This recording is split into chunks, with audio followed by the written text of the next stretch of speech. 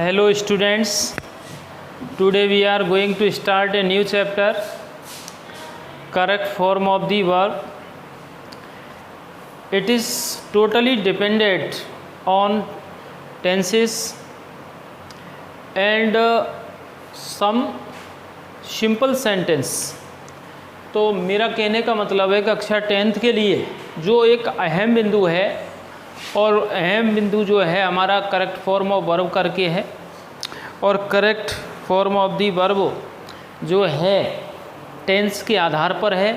अगर हमसे टेंस अच्छे नहीं आते हैं तो हम करेक्ट फॉर्म ऑफ वर्ब को अच्छी तरह से फिलअप नहीं कर सकते। और ये हमारे सिलेबस में 4 नंबर की हैं। करेक्ट फॉर्म ऑफ वर्ब कितने नंबर की हमारे सिलेबस में? 4 नंबर की है, ठीक है ना।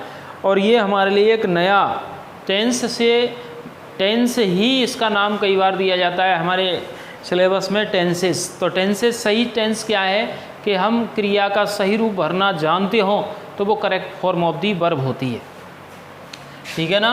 तो इसको हम किस नाम से जानते हैं? Correct form of the verb. ये हमारा न्यू हेडिंग है, न्यू चैप्टर है जो आपसे 4 नंबर का एग्ज़ाम में पूछा जाता है।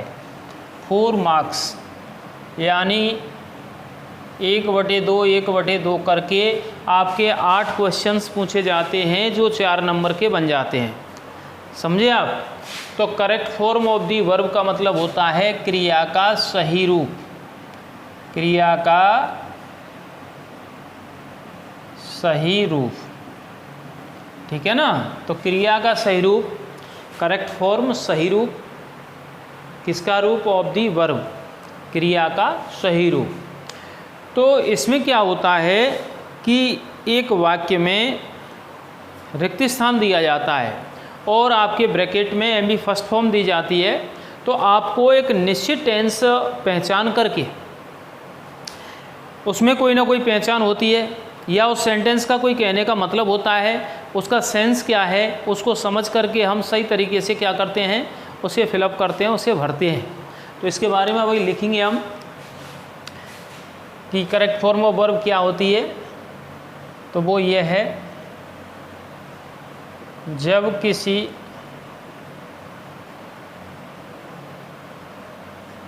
निश्चित टेंस के अनुसार क्रिया का सही रूप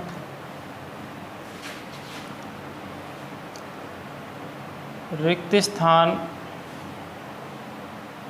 में भरा जाता है,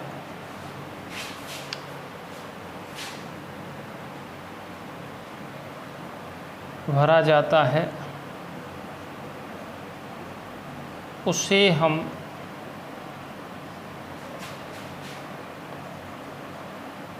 correct form of the verb कहते हैं, ठीक है ना। जब किसी निश्चित टेंस के अनुसार क्रिया का सही रूप रिक्त स्थान में भरा जाता है उसे हम correct form of the verb कहते हैं। जैसे कि आप देखिए,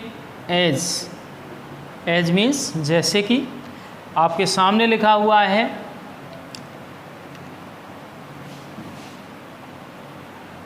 राम खाली जगह कोष्टक में लिखा हुआ है run fast on the road, run in the evening daily.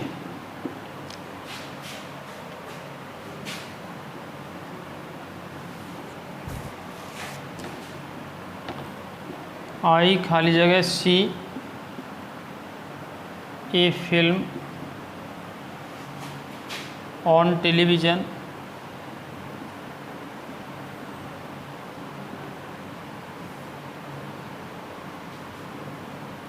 yesterday।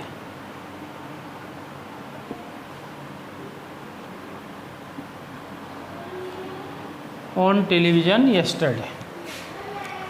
तो देखें आप, कि दो सेंटेंस हैं, तो इनको हमने इन वाक्यों के द्वारा हमें ये समझना है कि करेक्ट फॉर्म ऑफ वर्ब क्या है और किस प्रकार हमें प्रश्न पूछा जाता है पेपर में, और उसे अपन कैसे हैंडल करेंगे, हम कैसे उसे समझेंगे, कैसे हमको सही करना है। तो देखिए, सबसे पहले तो हमें वाक्य जो भी है उसे पढ़ते हैं, और पढ़ कर के हमें कोई भी टेंस का 90% या 99% ही माने आप, कोई ना कोई टेंस का पहचान सूचक दिया होता है, और वो एडवर्बियल्स होते हैं, क्रिया विशेषण शब्द होते हैं, तो उनको अपन पढ़ कर के जानते हैं। तो इस वाक्य में लिखा हुआ है राम खाली जगह run fast in the evening या इन द मॉर्निंग डेली। तो राम शाम को तेज दौड़ता है, और वो भी कब? रोजाना। तो रोजाना शब्द, डेली शब्द से हमने पहचाना इसको, इस वाक्य को, कि ये प्रेजेंट इंडेफिनेट टेंस का सूचक है। डेली शब्द किस टेंस का पहचान सूचक है? प्रेजेंट इंडेफिनेट का। प्रेजेंट इंडेफिनेट का, अब इसमें मुख्य क्रिया की फर्स्ट फॉर्म दी हुई है रन, और मुख्य क्रिया की फर्स्ट फॉर्म जो रन दी हुई है, तो हमें टेंस का बेस समझना होता है। और टेंस का बेस क्या है? टेंस का बेस है हमारा प्रेजेंट इंडेफिनेट।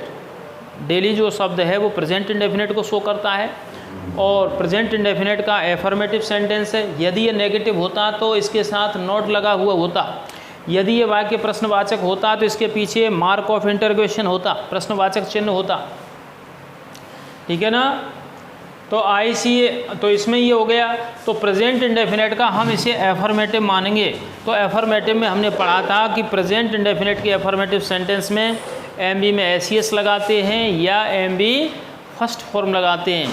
एसीएस कब लगाते हैं? जब सब्जेक्ट सिंगुलर होता है। जब सब्जेक्ट सिंगुलर होता है तो एमबी में एसीएस लगाते हैं, और जब सब्जेक्ट प्लूरल होता है, बहुवचन होता है, तो मुख्य क्रिया की केवल फर्स्ट फॉर्म लगाते हैं। प्रेजेंट इंडेफिनेट को वरीयता क्यों दे रहे हैं? क्योंकि इसमें कौन सा शब्द आ गया? डेली शब्द आ गया। कौन सा शब्द आ गया? तो इसमें राम रन्स, तो यहाँ एस लगेगा, कर्ता एक वचन, इसलिए एसीएस लगाते हैं। यहाँ देखिए आप, आई सी a film on television yesterday. तो यस्टरडे आपको शब्द दिया हुआ है, ये भी एडवर्ब ऑफ टाइम है, समय सूचक क्रिया विशेषण शब्द है। तो मैंने एक फिल्म देखी, तो यस्टरडे पास्ट इंडेफिनेट को शो करता है। इसको शो करता है पास्ट इंडेफिनेट को। वाक्य कैसा है? अफर्मेटिव है। नेगेटिव होता तो इसके साथ नॉट होता, इंटरोगेटिव होता तो वाक्य के अंत में क्या होता? प्रश्नवाचक चिन्ह होता। नॉट और प्रश्नवाचक चिन्ह नहीं है तो 100% वो वाक्य कैसा है? एफर्मेटिव है, सकारात्मक वाक्य। तो यस्टरडे हमको ये सूचना देता है कि ये पास्ट इंडेफिनेट टेंस की क्रिया लेता है। पास्ट इंडेफिनेट टेंस के सकारात्मक वाक्यों में क्या लगाते हैं अपन? एमबी सेकंड फॉर्म लगाते हैं। क्या लगाते हैं? MB second form. तो हम यहाँ पर सी की सेकंड फॉर्म क्या हो जाएगी? सा। तो इस क्रिया की करेक्ट फॉर्म ये है टेंस के अनुसार, निश्चित टेंस के अनुसार इस रन क्रिया की करेक्ट फॉर्म ये है। इसी को हम correct form of the verb के नाम से जानते हैं। इसके नियम कायदे हैं। ऐसा नहीं कि हमने टेंस पढ़ लिए तो अब हमसे वो वैसे ही भरने हैं, हमको अर्थ करके भरने नहीं। इसके कुछ पहचान सूचक हैं, कुछ इसकी शर्तें हैं जो हमको पढ़नी है। तो आगे इसके नीचे आप लिखोगे correct form of the verb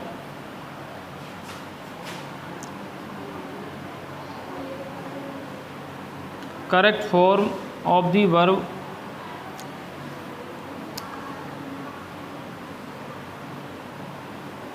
के नियमों को निम्न प्रकार दर्शाया गया है। अब correct form of the verb के नियमों को निम्न प्रकार दर्शाया गया है। तो हमारे ग्रामेटिकल जो पॉइंट है उनमें या तो correct form of verb 4 number की आती हैं या डायरेक्ट इनडायरेक्ट 4 नंबर के आते हैं। तो मेजर पॉइंट है ग्रामर का मेजर पॉइंट है कि जो 4 नंबर अपने आप में लिए हुआ है। तो अब इसके अपन क्या करेंगे? नियम चलेंगे। तो आपको रूल नंबर फर्स्ट लिखना है और रूल नंबर फर्स्ट समझना है। देखिए,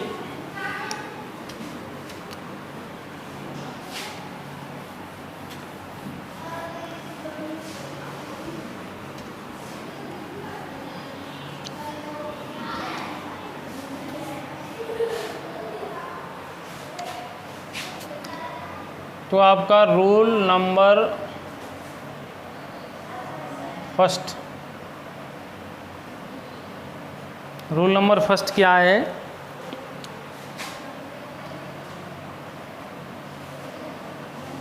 यदि किसी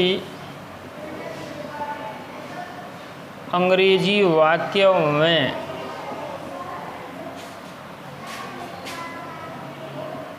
always,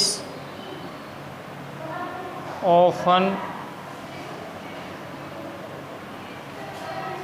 always, often, never, ever, daily,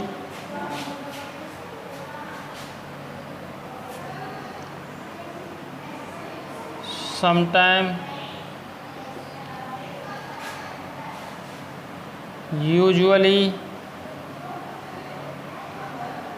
generally, really, rarely, frequently, continuously,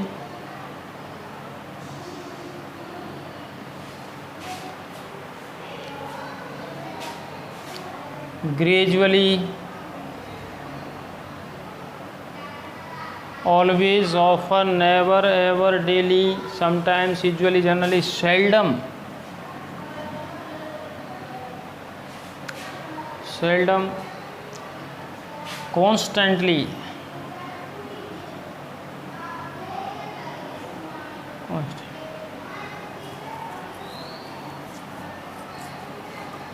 constantly, always, often, never, ever, daily,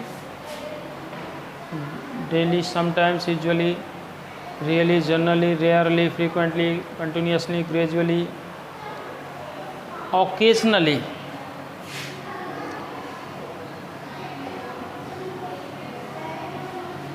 आदि में से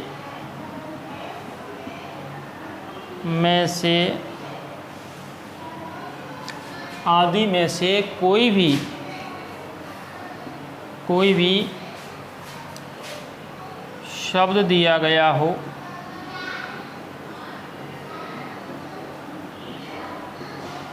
तो वह तो उस वाक्य में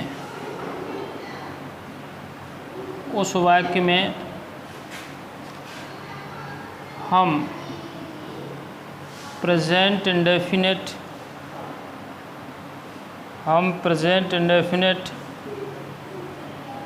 टेंस की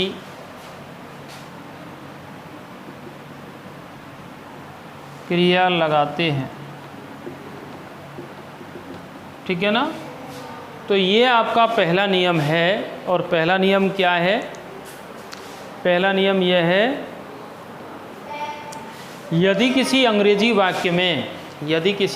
वाक्य में always, often, never, ever, daily, sometimes, usually, generally, really, rarely, frequently, continuously, gradually, seldom, constantly, occasionally आदि में से कोई भी शब्द दिया गया हो तो उस वाक्य में हम प्रेजेंट इंडेफिनिट टेंस की क्रिया लगाते हैं।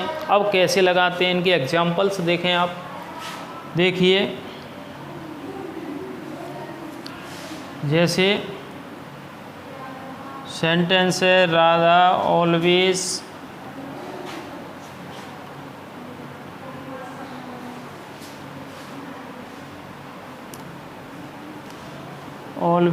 Read in the room. दूसरा देखिए, नॉट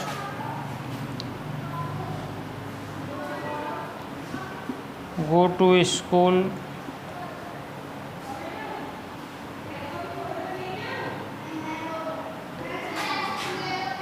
समटाइम्स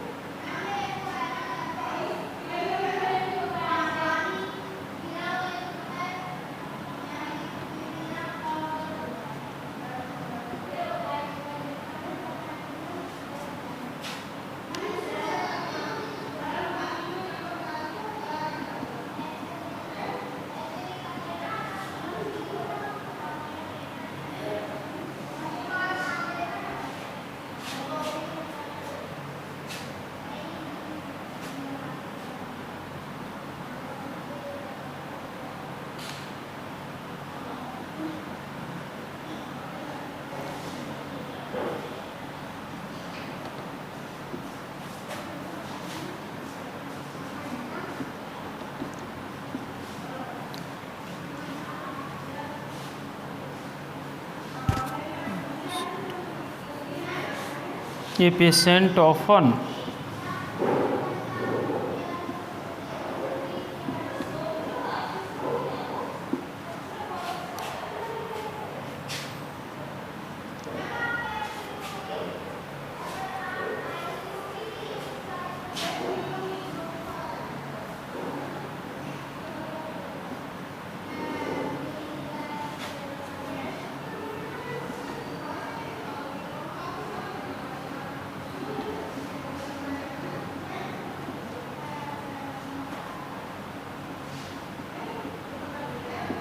ये वाक्य आप देखें कि 5 वाक्य आपको लिखे गए हैं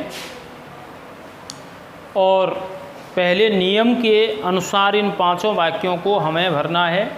इससे पहले हमें कम से कम ये आना चाहिए कि एमबी में एस यस लगाना, एमबी फर्स्ट फॉर्म का प्रयोग करना और डू या डज का लगाना। इस टेंस में do does plus MB first form, इस टेंस में इन क्रियाओं का लगाना होता है।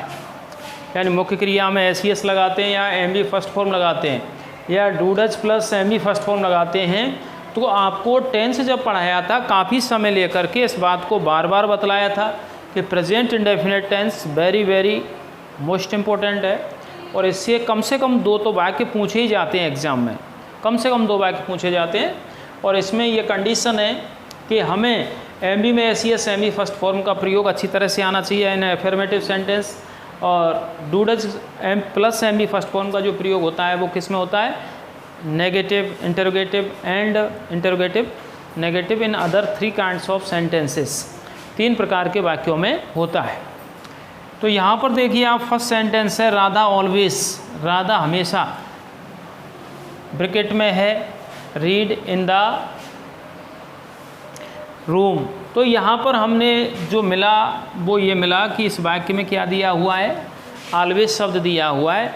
और ऑलवेज शब्द को देखने के बाद उससे पहले, ऑलवेज शब्द को भी पहचानने से पहले हमें सबसे पहले वाक्य देखना है कि वाक्य किस प्रकार का है। तो वाक्य सकारात्मक है, ना तो इस वाक्य में नॉट है और ना ही वाक्य में प्रश्नवाचक चिन्ह है। तो फिर कंडीशन क्या बनती है, केवल एफर्मेटिव वाक्य है। तो एफर्मेटिव का नियम होना चाहिए हमें ध्यान के ऑलवेज से समझ गए कि ये प्रेजेंट इंडेफिनिट टेंस है क्योंकि इसमें ऑलवेज सबसे पहले लिखा हुआ है, ठीक है ना। तो राधा ऑलवेज, सब्जेक्ट सिंगुलर है, सब्जेक्ट सिंगुलर है तो यहाँ रीड में क्या हो जाएगा, रीड्स हो जाएगा।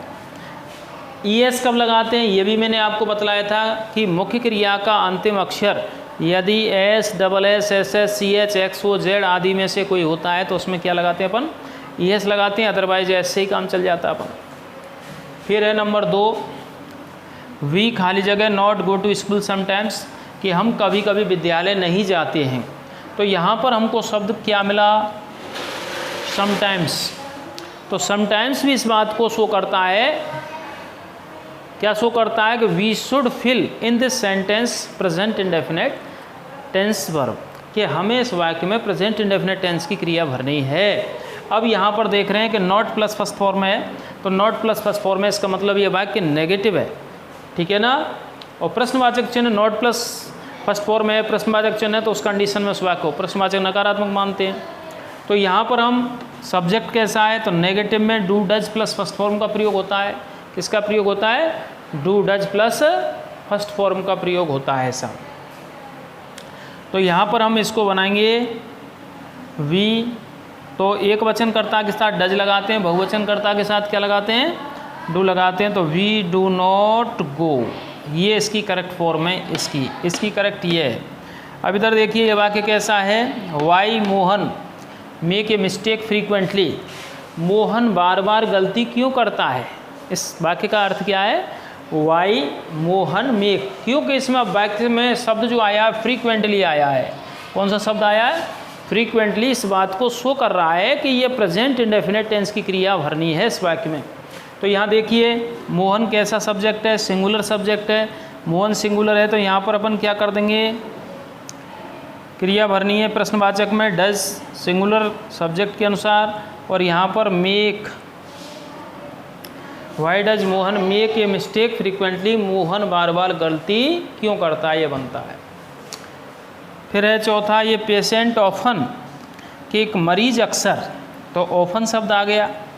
फील अनईजी, एक मरीज या बीमार व्यक्ति अक्सर असहज महसूस करता है। फील मीन्स महसूस करना, अनईजी किसे कहते हैं? असहज। असहज का मतलब सामान्य महसूस ना करना, उसको असहज कहते हैं इंग्लिश में।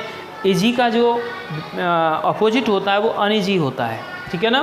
तो ऑफन आने से बाकी कैसा है? एफर्मेटिव है। ए पेशेंट सिंगुलर है तो फील का क्या हो जाएगा? फील्स हो जाएगा, ठीक है ना। एग्जाम्पल नंबर 5 है आई खाली जगह या I blank bracket take tea in the evening seldom, कि मैं कभी कभार शाम को चाय पीता हूँ। इसका मतलब क्या है? कि मैं कभी कभार शाम को चाय पीता हूँ। तो यहाँ देखें आप, टेक क्या है? एमबी फर्स्ट फॉर्म है। टेक क्या है? एमबी फर्स्ट फॉर्म है, और ना नॉट है ना प्रश्नवाचक चिन्ह है, तो फिर वाक्य कैसा रहा? एफर्मेटिव सेंटेंस ही रहा। तो आई के साथ हम क्या करेंगे? आई को पूरे प्रेजेंट टेंस में, in whole present tense,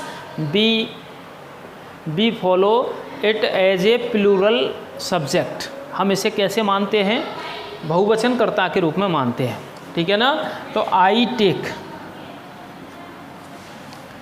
S का इसमें कोई कॉलम नहीं रहेगा। क्यों नहीं रहेगा? क्योंकि ये कर्ता कैसा माना गया है?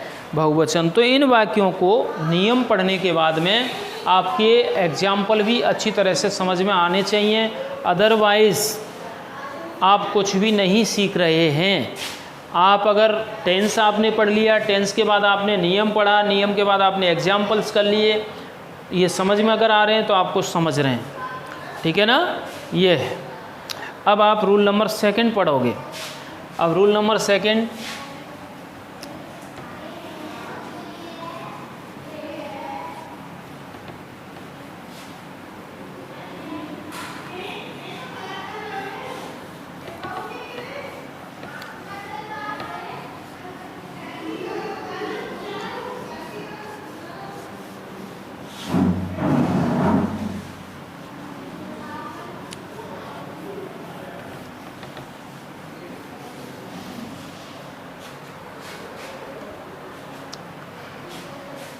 अब रूल नंबर 2 देखिए आप।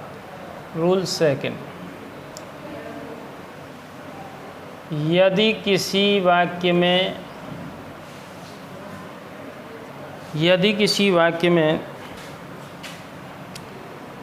सार्वभौमिक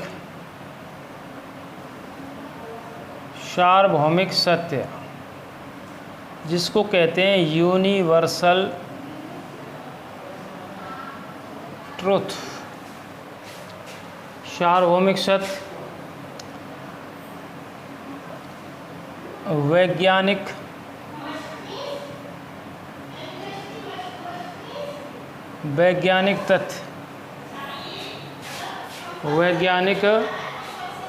तथ्य, जिसको कहते हैं साइंटिफिक फैक्ट,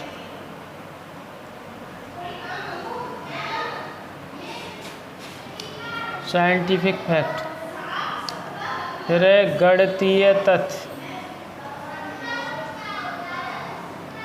जिसको कहते हैं मैथमेटिकल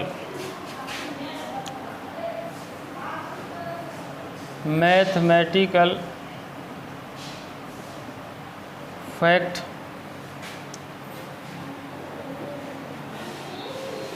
आदतीय तथ्य, आदित्य तथ्य को क्या कहते हैं? Habitual fact.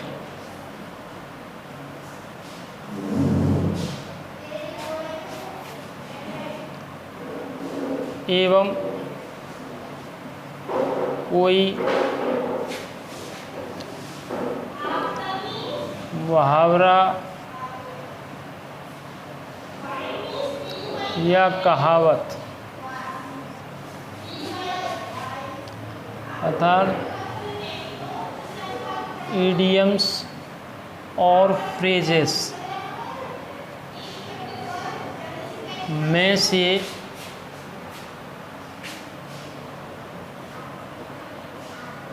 से कोई भी तथ्य दिया गया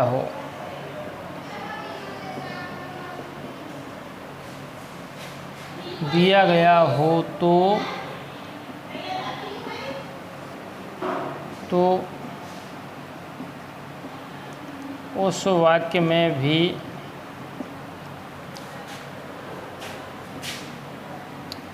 प्रेजेंट इंडेफिनिट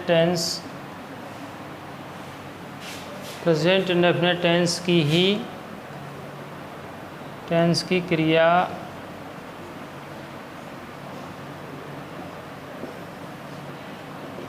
वही प्रेजेंट इंडेफिनिट टेंसेस में 5 तथ्य दिए हुए हैं और पांचों तथ्यों को आपको समझना होगा। यदि किसी वाक्य में सार्वभौमिक सत्य, जिसको क्या कहते हैं? यूनिवर्सल ट्रुथ कहते हैं। अब सार्वभौमिक सत्य जो है, ऐसा क्या होता है सार्वभौमिक सत्य? जिसे हम ही नहीं जानते हों बल्कि पूरा संसार जानता हो, जो यानी यूनिवर्स में, यूनिवर्स ब्रह्मांड को कहते हैं और यूनिवर्सल का मतलब है ब्रह्मांडीय ट्रुथ, सत्यता हो, उसे हम ही नहीं स्वीकार करते हों बल्कि सबके सभी स्वीकार करते हों, तो वो यूनिवर्सल ट्रुथ है, सार्वभौमिक सत्य। नंबर 2 है वैज्ञानिक तथ्य। जो बात वैज्ञानिकों ने खोज कर सिद्ध कर दी वो वैज्ञानिक तथ्य होता है, उसे साइंटिफिक फैक्ट कहते हैं इंग्लिश में। गणितीय तथ्य अर्थात मैथमेटिकल फैक्ट, गणित के जो भी तथ्य हैं, कोई भी हम तथ्य कहते हैं, किसी संख्या यानी कोई भी संख्या को हम घटा के देखें तो इसका आंसर इतना आता है, या 2 को 2 में जोड़ते हैं तो वो 4 होते हैं, या किसी संख्या में 0 का भाग देते हैं 0 आता है। तो ये सारे जो तथ्य हैं वो किसके फैक्ट होते हैं? गणित के तथ्य। हैबिचुअल फैक्ट किसी की आदत है, हैबिचुअल का मतलब है किसी की भी आदत है, चाहे कोई मनुष्य इंसान है, चाहे कोई जानवर है, या किसी की भी आदत है, उसको अपन हैबिचुअल फैक्ट कहते हैं। एंड कोई भी मुहावरा या कहावत, मुहावरे और कहावत को इडियम्स और फ्रेजेस कहते हैं। इडियम्स मुहावरे को कहते हैं और कहावत जो होती है वो फ्रेजेस होते हैं। में से कोई भी तथ्य दिया गया हो तो उस वाक्य में प्रेजेंट इंडेफिनिट टेंस की क्रिया लगाते हैं। इनमें से कोई भी दिया गया हो तो अब देखिए आप किस तरीके से है। जैसे देखिए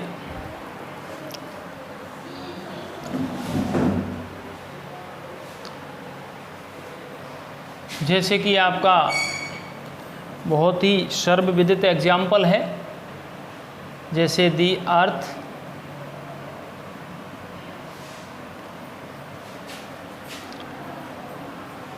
move around the sun.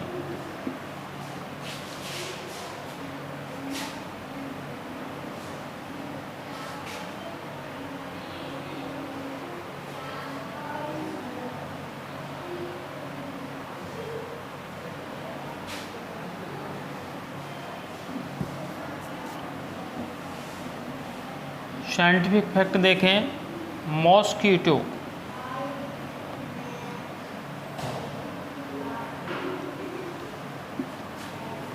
Cause malaria.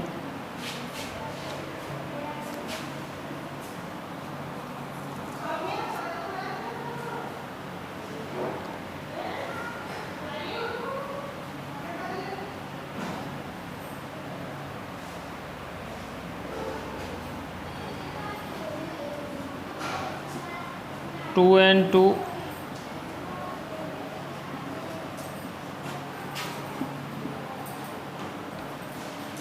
make 4,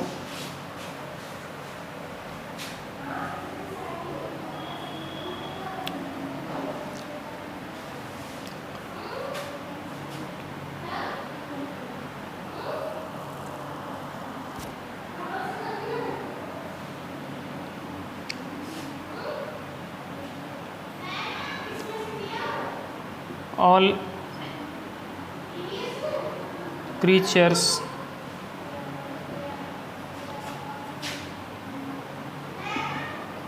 sleep at night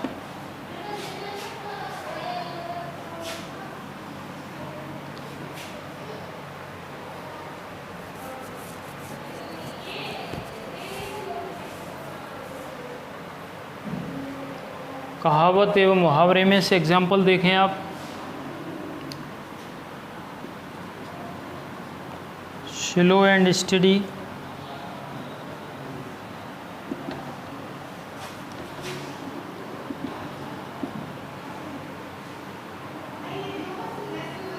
win the race,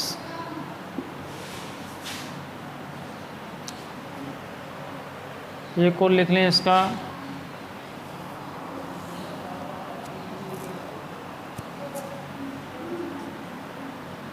nature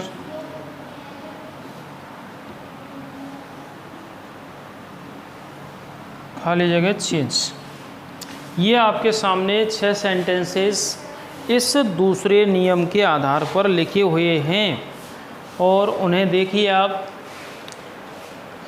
कि 5 जो ऊपर नियम तथ्य दिए गए हैं उन्हीं के बेस को लेकर के इन्हें लिखा गया है और उन्हीं का बेस क्या है ये आपको अच्छी तरह समझना है। पहला है the earth move round the sun, तो कहने का मतलब ये है कि पृथ्वी सूर्य के चारों ओर चक्कर लगाती है या पृथ्वी सूर्य के चक्कर लगाती है, ठीक है ना। तो यहाँ पर पृथ्वी कैसी है, सिंगुलर है। अब इसमें कैसा है कि इस बात को हम ही नहीं जानते, सभी लोग जानते हैं, वैज्ञानिक तथ्य से जुड़ी हुई बात है।